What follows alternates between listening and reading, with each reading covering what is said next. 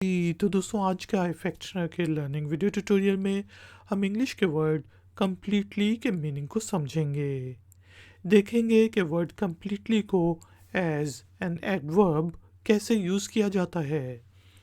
इस पर्पज़ के लिए हम इंग्लिश में 3 सेंटेंसेस बनाएंगे और उनकी ट्रांसलेशन को समझेंगे।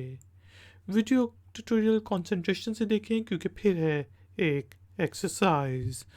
तो शुरू करते हैं जी अपना आज का इफेक्टनर का लर्निंग वीडियो ट्यूटोरियल। दोस्तों वर्ड कम्प्लीटली को हम एज एन एडवर्ब यूज़ करते हैं और इसका मीनिंग होता है पूरी तरह से, मुकम्मल तौर पर।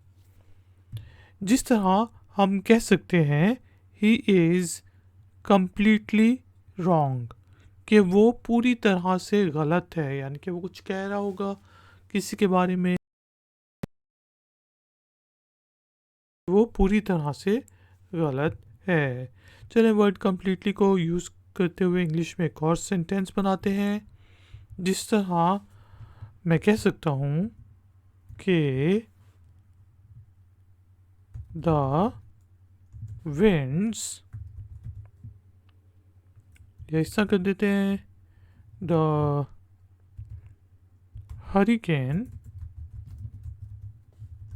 completely destroyed the city, कि तूफान ने शहर को पूरी तरह से तबाह कर दिया। The hurricane completely destroyed the city। चलो एक और सेंटेंस बनाते हैं वर्ड completely को यूज़ करते हुए,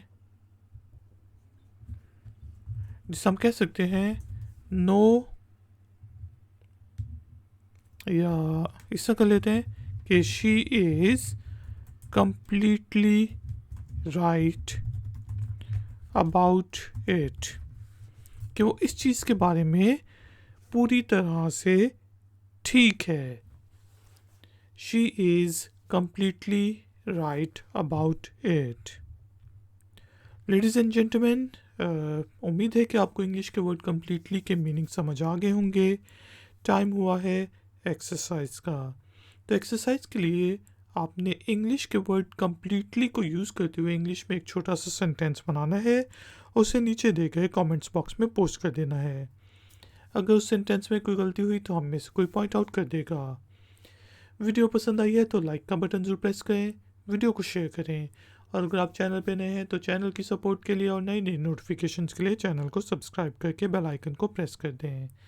मिलेंगे एक और नए वीडियो ट्यूटोरियल में। Until then, take care, keep learning, keep enjoying. Good day.